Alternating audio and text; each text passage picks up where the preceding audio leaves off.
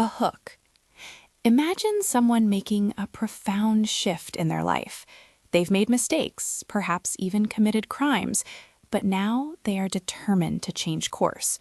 We often hear that getting a job is a key part of turning things around, a true second chance.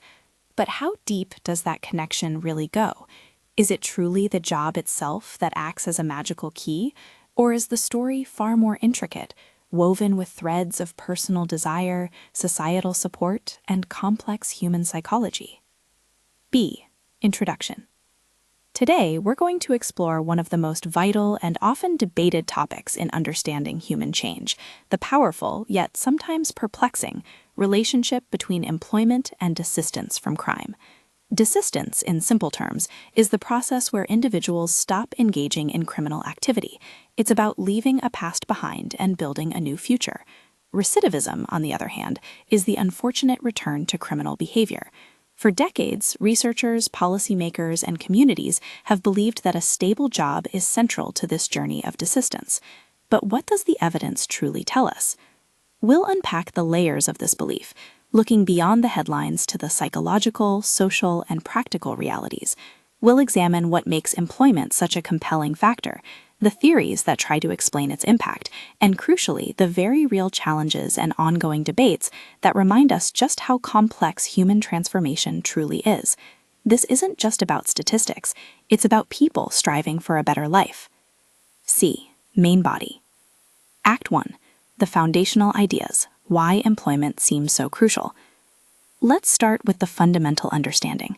Why do we intuitively link employment with positive change? Well, the benefits are multifaceted and deeply human. Think about it.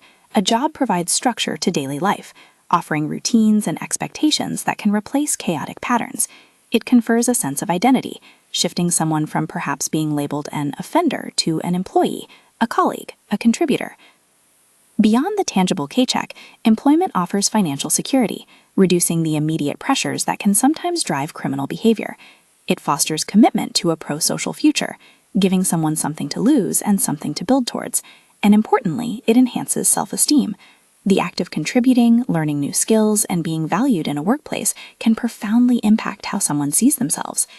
It also facilitates interactions with non-offenders, weaving them back into mainstream society and building new social capital, those supportive connections and networks we all rely on.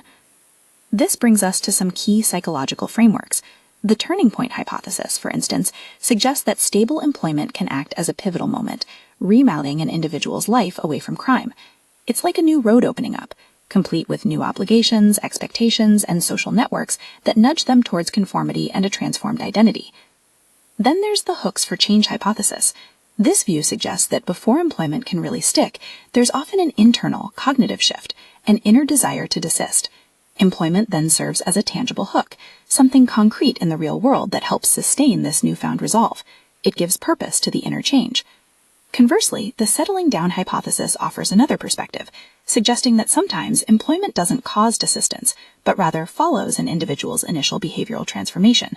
It's a reward or a consequence of their inner shift, rather than the primary driver. These theories show us that the direction of influence isn't always as straightforward as we might assume. However, we must acknowledge the harsh reality. Individuals with criminal records face immense barriers to employment. These aren't just minor hurdles. They are often systemic and deeply rooted. We're talking about pervasive socioeconomic disadvantage, significant caring responsibilities, unresolved trauma, ongoing mental health issues, and struggles with addiction. Add to this the systemic discrimination in employment and housing, and you begin to see a landscape fraught with challenges. Even if a job is secured, precarious and low-quality employment can sometimes hinder rather than help sustain desistance. Simply having a job might not be enough.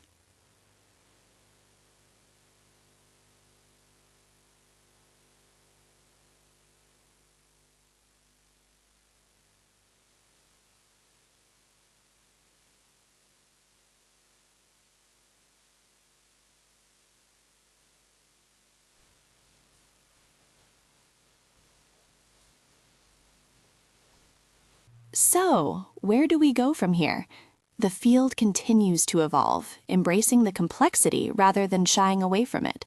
Future efforts are focusing on refining our theoretical models to better explain the precise causal pathways between employment and desistance. It's about understanding how and why it works for some and not others. There's also a strong push for more rigorous evaluations of employment programs, moving beyond just measuring job placement to understanding the quality of employment and how it interacts with an individual's unique characteristics. It's not a one-size-fits-all solution. This means developing comprehensive, multimodal interventions that address the interconnected social, economic, and health challenges faced by ex-offenders.